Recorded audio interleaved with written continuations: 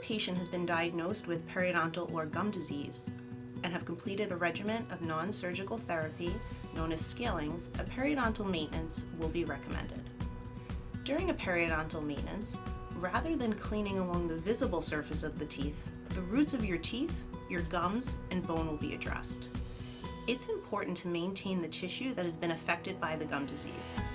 Gum disease is episodic in nature and tends to flare up over the course of 90 days.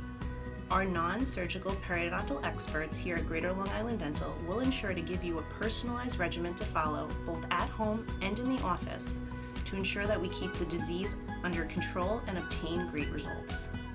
No two patients are alike, therefore the frequency of your periodontal maintenance will be determined by your dentist and hygienist according to your individual oral health conditions.